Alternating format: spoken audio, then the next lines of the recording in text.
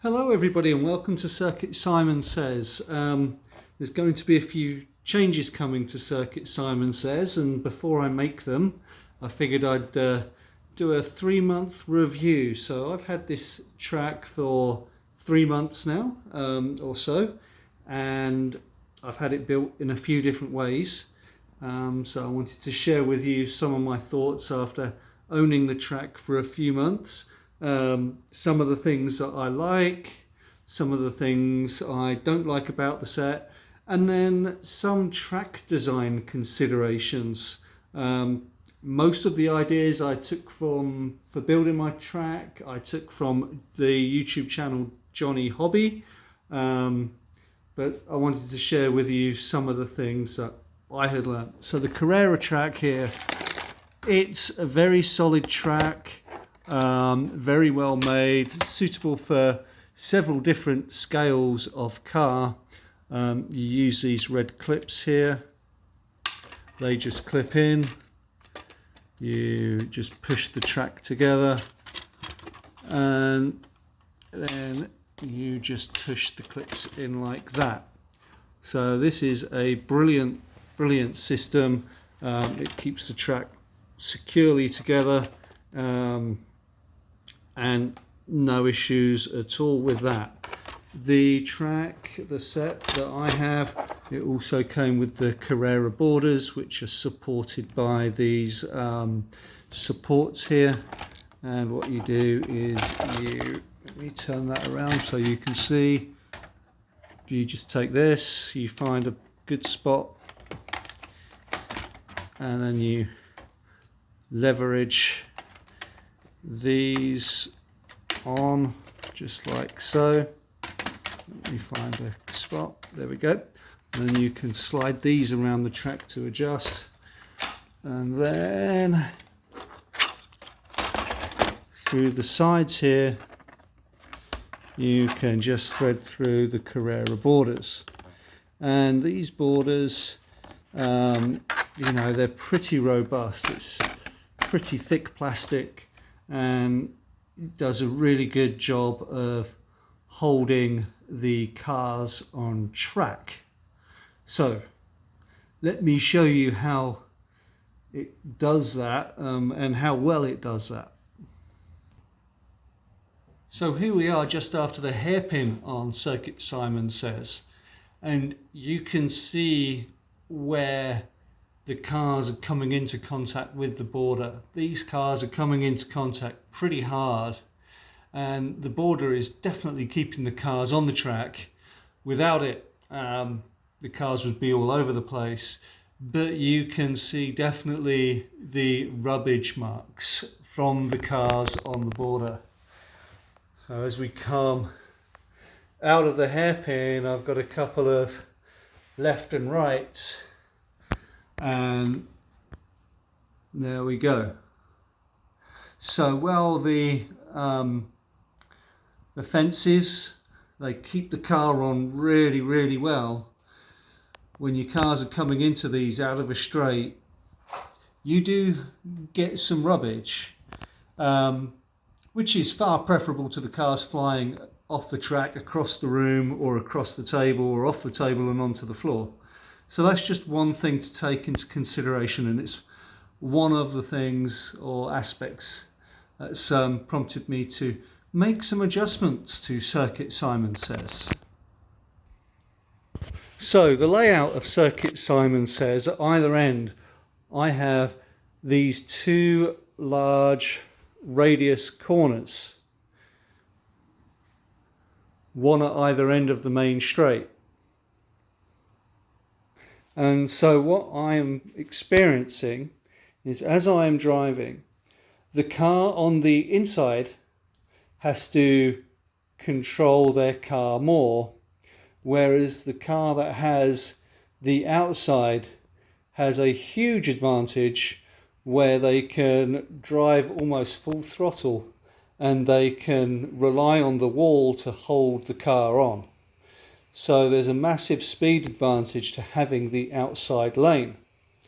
So to even out that advantage, for the analog, I used 2 of these crossovers. So what this does is, in the analog form, it makes each car gets one of the outside lanes, which makes it nice and even. One car always has one of the fast corners, and it also forces, when you're playing digital, it always forces you, if you're a digital driver, to make a lane change to gain that advantage. So having this in the track has its pros on my particular layout, but it also has its cons, because even if they're 2 drivers, no matter your distance from each other, at some point you are going to run into each other at these crossovers. And I've got these crossovers placed after the corners, and you will run into each other at some point, and you can't help it. Even though you've got the whole track to play on, you're definitely going to hit each other. And I'm not so much worried about hitting each other car-wise. Rubbing's racing, wings will come off, things like that. But, you know, it interrupts the flow of the racing unnecessarily. So this is one of the other reasons why I'm going to redesign Circuit Simon Says. And, you know, maybe it's a design consideration that you want to be mindful of as you're building your track. The crossovers are very handy, but you're always going to come together at them. The other reason why I like the Carrera track is that you can see is that they come with this insertable tab, which inserts in here, and it allows you to fix them to the table without permanently fixing, if that makes sense. I can unscrew and screw these, and when I'm happy on a layout, it will stay in place. So there we go. So Carrera track, brilliant. Circuit design, you know, you might want to take some of these into consideration, especially things like this crossover. Another thing I found with the crossover is that I did want to try and run Carrera Go cars, and the Carrera Go cars have a pin on the bottom. So let me get one of those to show you. So here we have one of the Carrera Go cars, and you can see it has a pin on the bottom, right there. The braid spacing allows it to run on this track, but this pin snags on the crossovers and it's throwing the cars out. So unfortunately I'm not able to run Stewie, and I think the other one is Otto.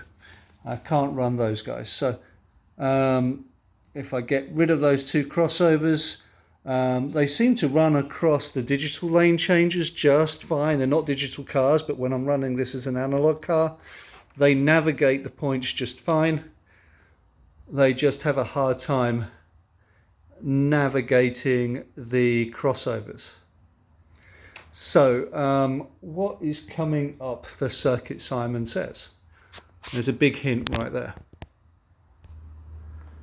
But before I get into that, I just remembered I wanted to talk about some of the other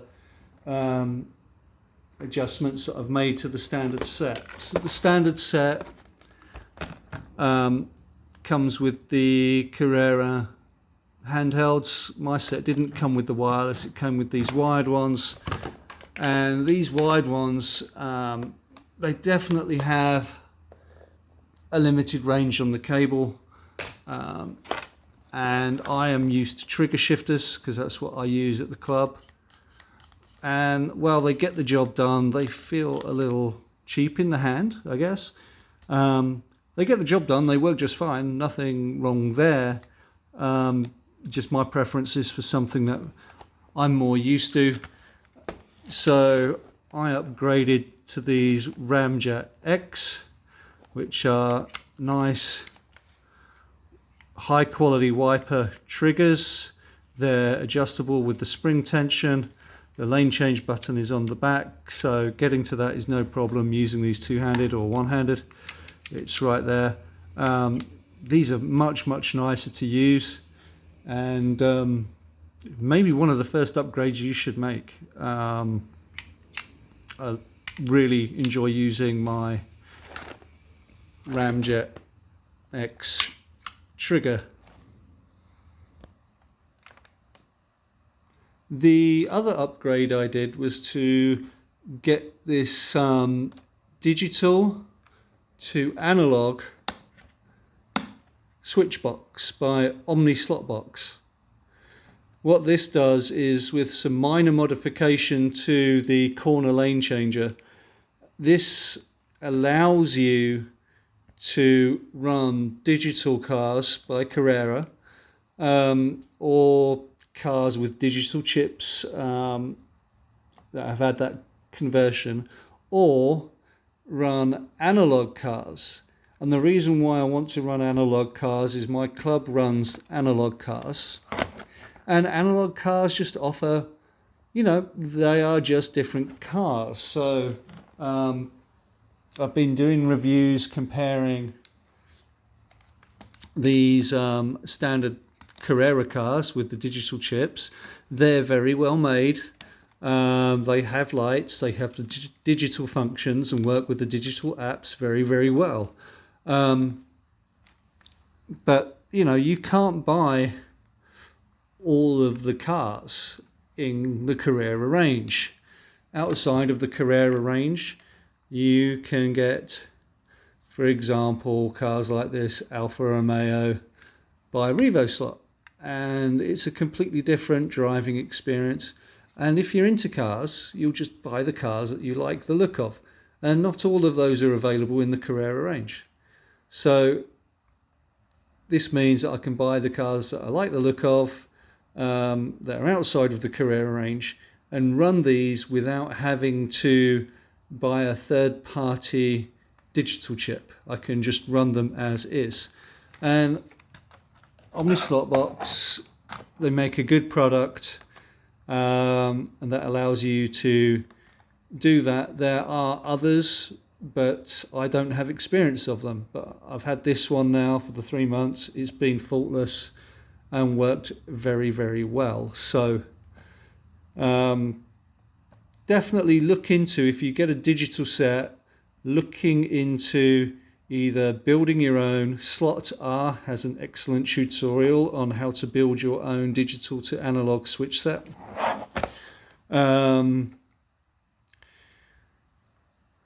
Yeah, as well as others. I think Two-Lane Racing, I think.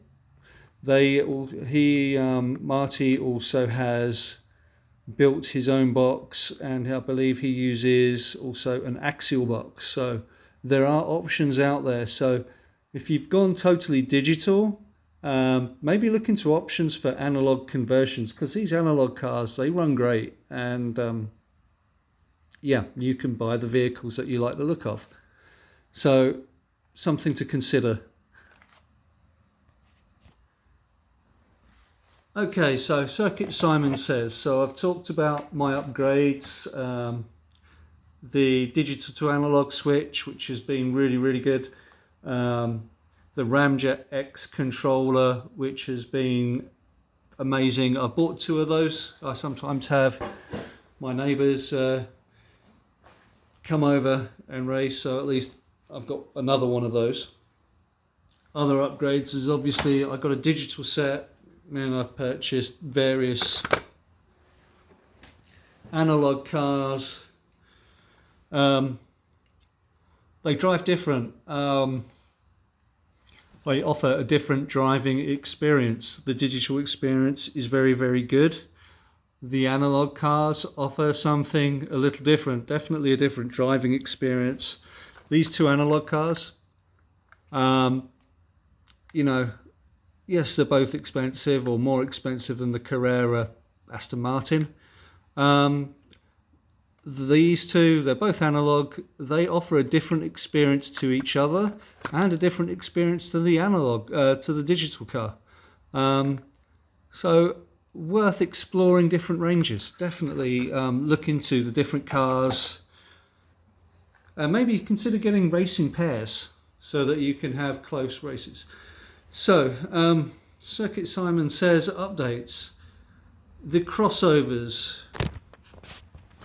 I plan to design the track in a way where the lanes don't have an advantage without having these crossovers. I feel like if I remove them, there's going to be less accidents and more flow. So I'm designing the track in that regard. So I've got an idea or two in the track designer where these disappear and we reduce the number of collisions. Because like I said, it doesn't matter how few drivers you have, or even if you're just driving a ghost car, you come together. The next thing I'm addressing is the situation where the cars on the outside of the corners tend to gain a huge advantage over those on the inside track. So by doing that, or how to do that, is you get borders. So these will give the outside lane the same disadvantage as the inside lane. It may be a less tight turn, but you'll have to control it in the corner to stay on track versus relying on the walls, and that will also reduce the paint rubbage.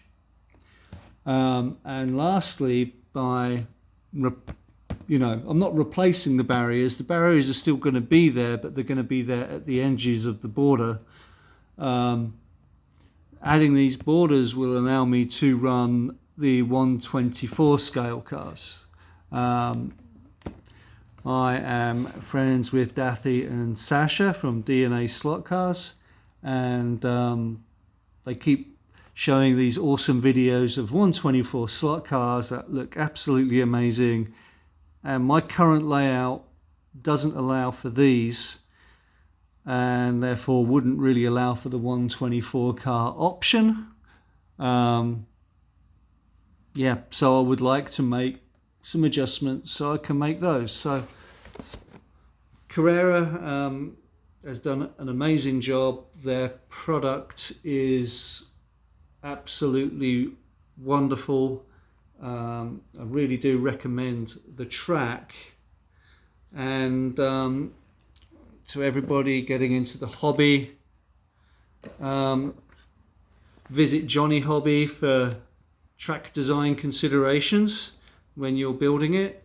I hope some of the additional information that I've given about crossovers and borders, I hope you find that useful, and I hope you continue to enjoy the reviews that I'm putting out there.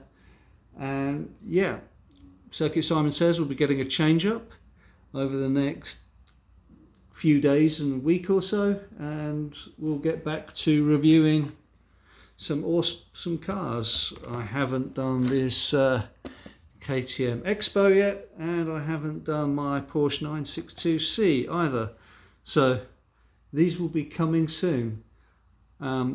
So thank you very much everybody for watching, and thank you for liking and subscribing to the channel. I hope you do find it useful. Have a wonderful day. I enjoy this hobby, and I hope you are too. Have a great one, and until next time, goodbye for now.